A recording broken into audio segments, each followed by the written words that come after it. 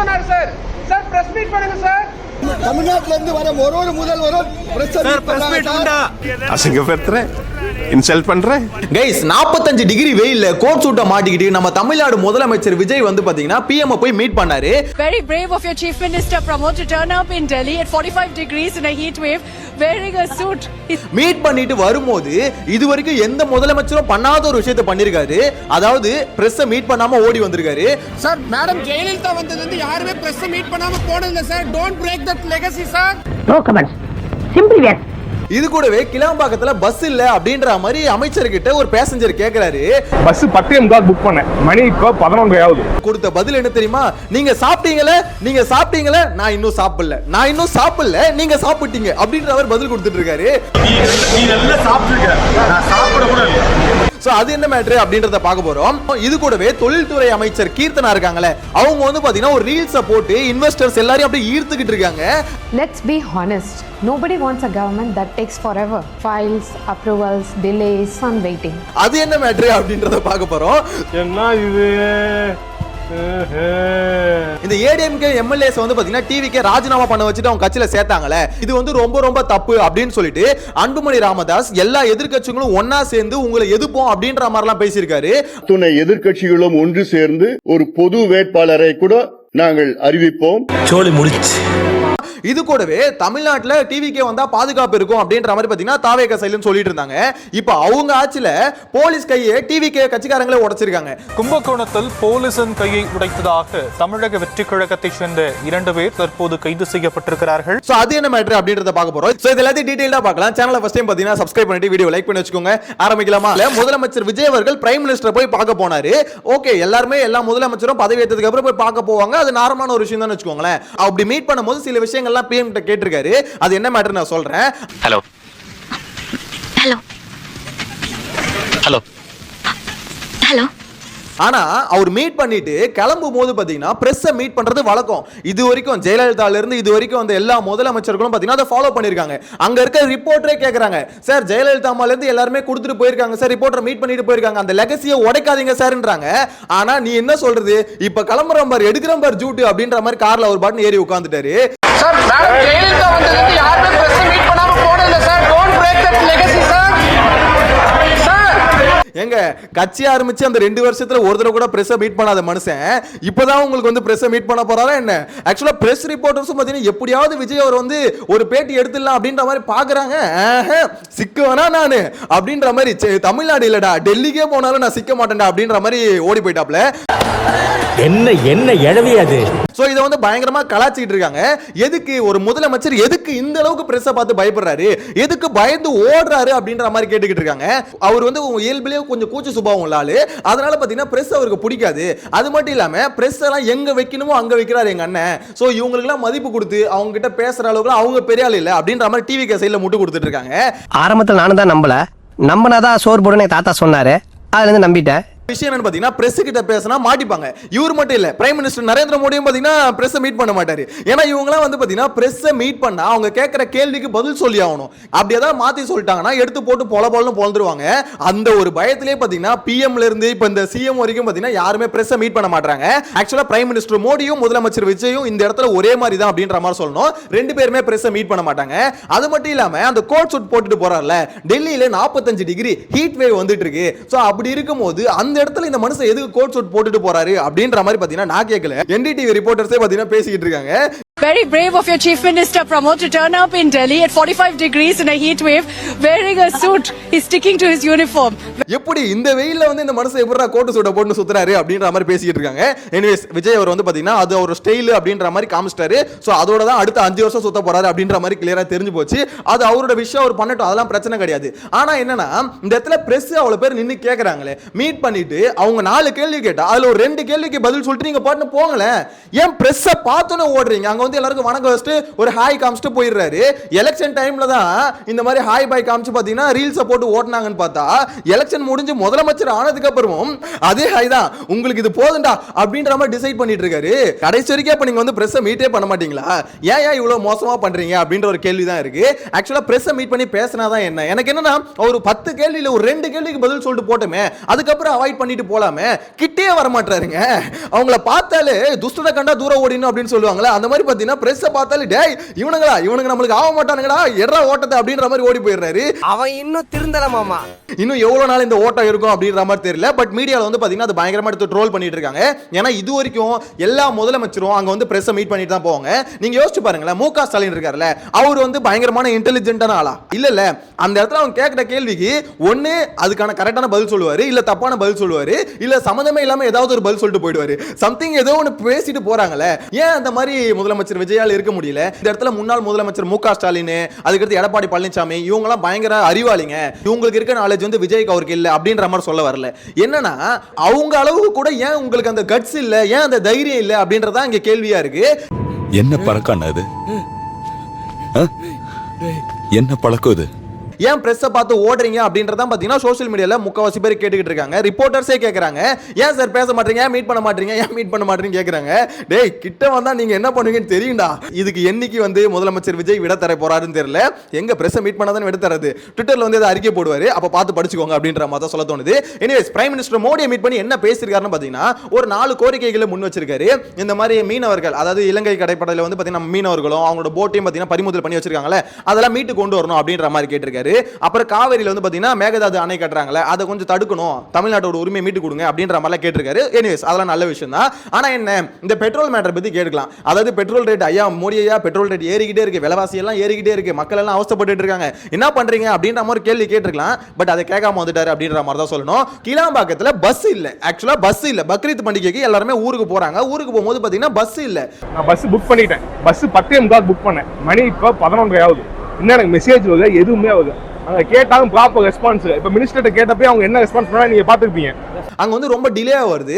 அங்க இருக்க ஒரு பேசஞ்சர் மினிஸ்டரை பார்த்து கேக்குறாரு, அவர் யாரும் தெரியல. அந்த மினிஸ்டர் விஜய் அவர் கூட ரசிகர் மன்றத்துல இருந்து கொஞ்சம் கொஞ்சமா மேல வந்து இப்ப மினிஸ்டர் ஆனவர்.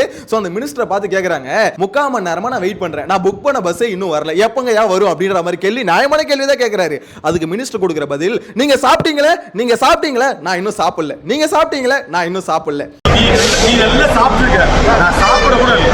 நீ நல்லா சாப்பிட்டுருக்க, அதான் தம்பி நீ நல்லா சாப்பிட்டுருக்க, புரியுதா? எப்ப பார்த்தாலும் சாப்பாடு. இனிமேல் சாப்பாடை பத்தி பேசினா வாய் இருக்காது, வாயில கடிச்சு விட. எனக்கு புரியலையே, அவர் கேட்ட கேள்விக்கும் இந்த பஸ்ஸுக்கு என்னையா சம்பந்தம்? இந்த இடத்துல அவர் என்ன பண்ண, அதிகாரிகளை கூப்பிட்டு ஏன் பஸ் வரல அப்படின்ற மாதிரி கேட்கலாம். அதை கேட்கறத விட்டுட்டு நீங்க சாப்பிட்டீங்களா, நான் இன்னும் சாப்பிடல, நீங்க சாப்பிட்டீங்களா சாப்பிடலன்னா எனக்கு புரியவே இல்லை. என்னங்க எனக்கு ஒண்ணுமே புரியல. அதுதானப்பா எனக்கும் புரியல. ஆக்சுவலா மினிஸ்டர் ஐயா இந்த மாதிரி பண்டிகை சமயத்துல வந்து பாத்தீங்கன்னா பஸ் வந்து தட்டுப்பாடா இருக்கும். இதை வந்து பாத்தீங்கன்னா டிவிக்கே இதுக்கு முன்னாடி கிரிட்டிசைஸ் பண்ணிருக்காங்க. எப்படின்னா டிஎம்கே வந்து ரூலிங் பார்ட்டியா இருக்கும் போது அப்ப டிவிக்கே கேட்டிருக்காங்க, கிளாம்பாக்கத்துல பஸ்ல மக்கள் வந்து அவஸ்தைப்படுறாங்க, ஸ்ட்ரைக் பண்றாங்க அப்படின்ற சிச்சுவேஷன் வரும்போது மக்களுக்கு போதுமான பஸ்ஸுகளை விடணும் அப்படின்ற மாதிரி கோரிக்கை எல்லாம் பாத்தீங்கன்னா விட்டுருக்கீங்க. சோ நீங்க வந்ததுக்கு அப்புறம் அதையே திருப்பி பண்றீங்களே, புரியலையே. இந்த மாதிரி பண்டிகை சமயத்துல எக்ஸ்ட்ரா பஸ் வந்து அரேஞ்ச் பண்ணணும்ல, ஸ்பெஷல் பஸ் வந்து அரேஞ்ச் பண்ணணும்ல, அது கவர்மெண்ட் அதை பண்ணிருக்கணும்ல. சோ மக்கள் அங்க அவ்வளவு பேர் அவஸ்தைப்படுறாங்கன்னு போது கேள்வி கேட்க தான் செய்வாங்க. அதை விட்டு நான் சாப்பிடலன்னு சொன்னா அந்த பேசஞ்சர் கரெக்டா தான் கேக்குறாரு, நான் சாப்பிட்டு வர்றது என்னோட விஷயங்க, அதே எதுக்கு அவர் கேட்டுட்டு இருக்காருன்னு கேக்குறாங்க. எனக்கு புரியல. அந்த மினிஸ்டருக்கு அவருக்கு ரொம்ப பசி எடுத்துச்சு போல. இவங்க கேள்வி கேட்டோன்னு ஏங்க சாப்பிடவே இல்லை, அதுக்குள்ள வந்து கேள்வி கேட்கறீங்களா அப்படின்ற ஒரு தாட்ல வரல, அதெல்லாம் பேசியிருக்காருன்னு நினைக்கிறேன். பயங்கரமா ட்ரோல் ஆயிட்டு இருக்கு. ஒரு மினிஸ்டர் இவ்வளோ அலட்சியமாவோ பதில் சொல்றது அப்படின்ற மாதிரி கேள்வியை கேட்டுக்கிட்டு இருக்காங்க. இதை பத்தின உங்களோட கருத்தை மறக்காம கமெண்ட்ல மென்ஷன் பண்ணுங்க. நெக்ஸ்ட் வந்து பாத்தீங்கன்னா தொழில்துறை அமைச்சர் கீர்த்தனா இருக்காங்கல்ல, சோ அவங்க வந்து பாத்தீங்கன்னா ரீல்ஸ் ஒன்னு போட்டிருக்காங்க. Let's be honest. Nobody wants a government that takes forever. Files, approvals, delays, and waiting. Honorable Chief Minister C. Joseph Vijay sir mandated me to fix that. Hello, I am Keerthana. I am the new Minister for Industries, Commerce and Investment Promotions for Tamil Nadu. Obviously, TVK சைடுல MLAs, ministers எல்லாரும் reels போடுறாங்கன்னு வைங்களேன். இந்த கனிம வளத்துறை அமைச்சர் TK பிரபு இருக்கார்ல, அவர் கூட ரீல்ஸ் போட்டுருக்காரு. அந்த ரீல்ஸ் கூட ஏகப்பட்ட எடிட்டிங் போயிருக்கு அப்படின்ற மாதிரிலாம் ட்ரோல் பண்ணிட்டு இருக்காங்க. அது ஒரு பக்கம் இருக்கட்டும். இன்னொன்னு இந்த கீர்த்தனா இவங்க வந்து ஒரு ரீல்ஸ் போட்டிருக்காங்க. எதுக்குன்னா இன்வெஸ்டர்ஸ் எல்லாம் பாத்தீங்கன்னா உள்ள கூப்பிடுறது, தமிழ்நாட்டுக்குள்ள வந்து இன்வெஸ்ட் பண்ணுங்க, உங்களுக்கு வந்து பாத்தீங்கன்னா 21 டேஸ்ல வந்து கிளியரன்ஸ் கொடுக்குறோம் அப்படின்ற மாதிரி நாங்க எல்லாத்தையும் பண்றோம், வாங்கன்னு கூப்பிட்டு இருக்காங்க. இங்க பிரச்சனை என்னன்னா இங்க ரீல்ஸ் போட்டதை வந்து நிறைய எடுத்து ட்ரோல் பண்ணிட்டு இருக்காங்க அப்படின்ற மாதிரி தான் சொல்லணும். ஏன்னு பாத்தீங்கன்னா ஆக்சுவலா இந்த இன்வெஸ்டர்ஸை கூப்பிடுறது, முதலீட்டாளர்களை ஈர்க்கிறது, இதெல்லாம் பாத்தீங்கன்னா திமுக இதே தான் பண்ணிக்கிட்டு இருக்கோம். இந்த மாதிரி இன்வெஸ்டர்ஸை கூப்பிட்டு இன்வெஸ்ட் பண்ணுவாங்க. என்ன தெரியுமா பண்ணுவாங்க பிராக்டிகலா? இதுக்கு வந்து டிவி கேஸ்ல நிறைய பேர் ஃபயர் விட்டுட்டு இருக்காங்க. அப்பா அமைச்சர் எவ்வளவு ஃப்ளூவெண்டா இங்கிலீஷ் பேசுறாங்களே, செம பண்ணாம அமைச்சர் அப்படின்ற மாதிரிலாம். அங்க ஒரு மண்ணாங்கட்டியும் கிடையாது. அதோட கோர் ஐடியா என்னன்னா, இன்வெஸ்டர்ஸ் எல்லாம் வாங்க, இங்க வந்து இன்வெஸ்ட் பண்ணுங்க, பெனிஃபிட் தரோம் அப்படின்ற மாதிரி சொல்றாங்க. விஷயம் என்னன்னு பாத்தீங்கன்னா, ரொம்ப நாளா தமிழ்நாடு கவர்மெண்ட் இதை தான் பண்ணிட்டு இருக்கு. ஆகா, உனக்கு பர்ற பாயிண்ட் மேல பாயிண்ட் கிடைக்குது. ஆமாண்டா. இன்வெஸ்டர்ஸை கூப்பிடுவாங்க, வாங்க உங்களுக்கு லேண்ட் ஃப்ரீயா தரும், மின்சாரம் வந்து பாத்தீங்கன்னா ஆஃப் மானியத்தில் தரும். ஸோ இந்த மாதிரி நிறைய சலுகையை கொடுத்து கம்பெனிகள் எல்லாம் கூப்பிடுவாங்க. அவங்க வந்து இன்வெஸ்ட் பண்ணுவாங்க, வந்து நிறைய தொழிற்சாலைகள் போடுவாங்க. இது மூலமா என்ன நடக்கும்னு பாத்தீங்கன்னா, நிறைய பேருக்கு வேலை வாய்ப்பு கிடைக்கும். அதுதான் தமிழ்நாடு கவர்மெண்ட்டுக்கு தேவை. ஸோ அதனால இன்வெஸ்டர்ஸ் எல்லாரும் கூப்பிடுறது. இங்க பிரச்சனை என்னன்னா, தமிழ்நாடு கவர்மெண்ட்டுக்கு ரெவன்யூ கிரியேட் பண்ணணும் அப்படின்றது தமிழ்நாடு கவர்மெண்ட்டுக்கு ஃபோக்கஸே இல்லை. இதுக்கு முன்னாடி இருந்த டிஎம்கேவும் சரி, ஏடிஎம்கேவும் சரி, அதை ஃபோக்கஸ் பண்ண மாட்டாங்க. தமிழ்நாடு கவர்மெண்ட்டுக்கு ரெவன்யூ வர ரெண்டே விஷயம், ஒன்னு டாக்ஸ், நம்மளோட வரி, இன்னொன்னு இந்த ஒயின் ஷாப், டாஸ்மாக். இது ரெண்டு விஷயத்துல மட்டும்தான் வருவாயே வருது. மிச்சதுலயும் வருவாயே வரல, எல்லாம் நஷ்டத்துல ஓடிட்டு இருக்கு. இபி நஷ்டத்துல ஓடுது, இந்த போக்குவரத்து துறை நஷ்டத்துல போகுது, மிச்சம் எல்லாமே நஷ்டத்துல போயிட்டு இருக்கு. சோ அதை வந்து எப்படி வந்து மாத்தலாம் அப்படின்றத பத்தி யோசிக்கணும். இன்னொன்னு, இந்த இடத்துல இன்வெஸ்டர்ஸ் கூப்பிடுறது ஒரு பக்கம் இருக்கட்டும், அதை விட முக்கியமா தமிழ்நாடு கவர்மெண்ட் இன்வெஸ்ட் பண்ணி நிறைய ஃபேக்டரிஸை தமிழ்நாடு கவர்மெண்ட் போடணும். நீங்க வேலை வாய்ப்பு கொடுங்க, நீங்க வேலை வாய்ப்பை உருவாக்குங்க. அது மூலமா தமிழ்நாடு கவர்மெண்ட்டுக்கு ரெவன்யூ அதிகமாகும்ல. யோசிச்சு பாருங்களேன். இப்போ 3.25 லட்சம் கோடி வந்து தமிழ்நாடு ஒரு ரெவன்யூ வச்சுக்கோங்களேன். அது ஒரு 5 லட்சமோ இல்ல 6 லட்சமாவோ மாத்த ட்ரை பண்ணணும். டோட்டலா பாத்தீங்கன்னா 50,000 கோடி தான் டாஸ்மாக்ல இருந்து வர ரெவன்யூ. சோ அப்படின்னும் போது அதை தாண்டி நிறைய ரெவன்யூ வந்து நீங்க கிரியேட் பண்றதுக்கு அதை ஃபோக்கஸ் பண்ணணும். அதை விட்டுட்டு திமுக என்ன பண்ணுச்சோ, அதிமுக என்ன பண்ணுச்சோ, அதே மாதிரி இன்வெஸ்டர்ஸ் கூப்பிட்டுக்கிட்டே இருக்கிறது. வாங்க இன்வெஸ்ட் பண்ணுங்க, இன்வெஸ்ட் பண்ணுங்க, இன்வெஸ்ட் பண்ணி நல்லா வந்து இங்க இருக்க வளங்களை வந்து பார்த்தீங்கன்னா அழிச்சு ஒழிச்சிட்டு கடைசியில் இங்க இருந்து நாமத்தை போட்டு கிளம்பிடுங்க அப்படின்னு போறது. இதை தான் பார்த்தீங்கன்னா தொடர்ந்து பண்ணிட்டு இருந்தாங்க. இப்போ இந்த கவர்மெண்ட் அதுதான் தொடர்ந்து பண்ணிட்டு இருக்கு. இதுக்கு ஃபயர் வேற விடுறாங்க. பாத்தீங்களா தொழில்துறை அமைச்சரை, ரீல்ஸை பாத்தீங்களா அப்படின்ற மாதிரி. ஏன்னா மூக்கு புடப்பா இருந்தா சில நேரத்துல இப்படி எல்லாம் யோசிக்க தோணும் கொஞ்சம். புரியலையே, அவங்க ரீல்ஸை பார்த்தா வந்து இன்வெஸ்ட் பண்ண போறாங்க, ரீல்ஸை பார்த்தலாம் இங்க இன்வெஸ்ட் பண்ண மாட்டாங்க பாஸ் அப்படின்ற மாதிரி தான் சொல்ல தோணுது. பட் அந்த ரீல்ஸை பார்க்கும்போது எப்படி இருந்ததுன்னு பாத்தீங்கன்னா, அந்த ரியல் எஸ்டேட்டுக்கு ஒரு விளம்பரம் பண்ணுவாங்கல்ல, அப்படிதான் அந்த ரீல்ஸை பார்க்கும்போது இருந்தது. நீங்க வேணா பாருங்களேன், கீர்த்தனா அவங்க பேசுனதையும் பாருங்க, அப்படியே பாத்தீங்கன்னா அவங்களுக்கு அந்த டப்பிங் கொடுத்து ரியல் எஸ்டேட் விளம்பரத்தையும் பாருங்க. ரெண்டுத்தையும் பார்க்கும்போது கிட்டத்தட்ட அப்படியே 10 பொருத்தமும் பக்காவா மேட்ச் ஆகுது. ஏன்னா அந்த அளவுக்கு மண்டையை ஆட்டி ஆட்டி ஆட்டி ஆட்டி பேசுறாங்களா, அதை பார்க்கும்போது ஒரு மாதிரி என்னடா இது ரியல் எஸ்டேட் விளம்பரம் மாதிரி இருக்கு அப்படின்ற மாதிரி தான் சொல்ல தோணுது. இந்த இடம் இன்னும் கொஞ்சம் நல்ல சொர்க்க பூமியா மாறப்போகுது. 1/2 கிலோமீட்டர்ல ஏர்போர்ட் வரப்போகுது, 1 கிலோமீட்டர்ல ஹார்பர் வரப்போகுது. அது மட்டும் இல்ல, இந்த இடத்த தொன்னா 2 அடியில தண்ணி வரும். 2 அடியில தண்ணி வருமா? அப்புறம் எப்படி கடைகால எடுத்து வீடு கட்டுறது? அதோட இந்த இடத்தை சுத்தி நிறைய ஸ்கூல்ஸ், காலேஜஸ், ஹாஸ்பிட்டல்ஸ். பக்கத்து ஊர்ல பஸ் விட சொல்லி 10 வருஷமா போராட்டம் நடத்திட்டு இருக்கானுங்க. குண்டு பல்பு அண்ட புழுகு புழுகுது. கலாய்க்காத பால்சாமி. சோ உங்களோட கருத்துக்களை கமெண்ட்ல மென்ஷன் பண்ணுங்க. இன்னொரு சைடுல நான் ஆல்ரெடி சொன்னல, கனிம வளத்துறை அமைச்சர் டி.கே. பிரபு, அவரும் பாத்தீங்கன்னா ரீல்ஸ் போடுவாரு. அவர் வந்து பாத்தீங்கன்னா எலெக்ஷனுக்கு முன்னாடி ரீல்ஸுக்கு ரொம்ப ஃபேமஸான ஆள் யாருன்னு பாத்தீங்கன்னா அந்த அமைச்சர் தான். சோ அவர் ஒரு ரீல்ஸ் போட்டிருக்காரு. ஒரு குழந்தை வந்து பாத்தீங்கன்னா அவரை கட்டி பிடிச்சி அழுவுது. என்ன விஷயம் பாத்தீங்கன்னா, அந்த ரீல்ஸ்ல ஏகப்பட்ட டேக் போயிருக்கு. அதாவது சென்டிமெண்டான ரீல் தான் அவங்க போடுறாங்க. விஜய் அவரோட பாட்டை போட்டு சென்டிமெண்டான ரீல தான் போடுறாங்க. ஆனா டேக் அதிகமா போகுதுங்க. அது வந்து பாத்தீங்கன்னா உண்மை தன்மை இல்ல அப்படின்ற மாதிரி கலாச்சிட்டு இருக்காங்க. ஏன்னா பரோட்டாவை சாப்பிடும்போது ஃபர்ஸ்ட் அழுகுற மாதிரி ஒரு போர்ஷன் இருக்குது. நெக்ஸ்ட் வந்து பாத்தீங்கன்னா சால்னா ஊத்தி சாப்பிடும்போது அப்படியே அந்த கண்டினியூட்டி வந்து மிஸ் ஆகுது. சொல்லுவாங்களே எப்பவுமே ஒரு சினிமால வந்து பாத்தீங்கன்னா கண்டினியூட்டி மிஸ் ஆகக்கூடாது. அதாவது ஒரு ட்ரெஸ் இப்போ போட்டிருக்கோம், இந்த இடத்துல அழுக்குப்பட்டிருக்குன்னா திருப்பி ஓகே அடுத்த ரீடேக் போறாங்க, பாதியில இருந்து எடுக்கிறாங்க அப்படின்னா திருப்பி இந்த இடத்துல வந்து பாத்தீங்கன்னா அதே மாதிரி அழுக்குப்பட்டிருக்கணும். இல்ல சட்டை கிளீனா இருந்தா எல்லாம் கண்டுபிடிச்சிருவாங்க, ஏய் என்னடா இது அப்படின்ற மாதிரி. அதுதான் அங்க நடந்திருக்கு. சோ மாட்டிக்கிட்டாங்க அப்படின்ற மாதிரி தான் சொல்லணும். சோ இதை பத்தி உங்களோட கருத்தை மறக்காம கமெண்ட்ல மென்ஷன் பண்ணுங்க. நெக்ஸ்ட், தமிழ்நாடு காவல்துறை கையை வந்து பாத்தீங்கன்னா தாவேகாரங்க உடைச்சிருக்காங்க. எதுக்காகன்னு பாத்தீங்கன்னா, ரோட்ல வந்து பேனர் வச்சிருக்காங்க, அத சாலையை மறிச்சு பேனர் வச்சிருக்காங்க. அதை தட்டி கேட்ட காவல்துறையை அடிச்சு கையை உடைச்சிருக்காங்க. போலீசின் கையை உடைத்ததாக தமிழக வெற்றி கழகத்தை சேர்ந்த 2 பேர் தற்போது கைது செய்யப்பட்டிருக்கிறார்கள். இதெல்லாம் பாத்தீங்கன்னா டிஎம்கே கவர்மெண்ட் பண்ணிட்டு இருந்தது. அதாவது டிஎம்கே காரங்களுக்கு வந்து அதுப்பு இருக்கும். அதாவது டிஎம்கே காரங்க வந்து இந்த மாதிரி போலீஸை வந்து மதிக்க மாட்டாங்க, அவங்க இஷ்டத்துக்கு அந்த பவரை காமிப்பாங்க அப்படின்ற மாதிரி ஏகப்பட்ட பேர் கிரிட்டிசிசம் இதுக்கு முன்னாடி வச்சுக்கிட்டு இருந்தோம். டிவிகேவும் அது வச்சுது. ஆனா டிவிகே ஆட்சிக்கு வந்ததுக்கு அப்புறமா இப்ப டிவிகே காரங்களுக்கு அந்த அதுப்பு ஏறிச்சு அப்படின்ற மாதிரி தான் சொல்லணும். யோசிச்சு பாருங்க, போலீஸ்காரங்க கையை உடைக்கிற அளவுக்கு அவங்களுக்கு அந்த அளவுக்கு அதுப்பு வந்து மேல உச்சத்துக்கு போயிருக்கு அப்படின்ற மாதிரி தான் சொல்லணும்.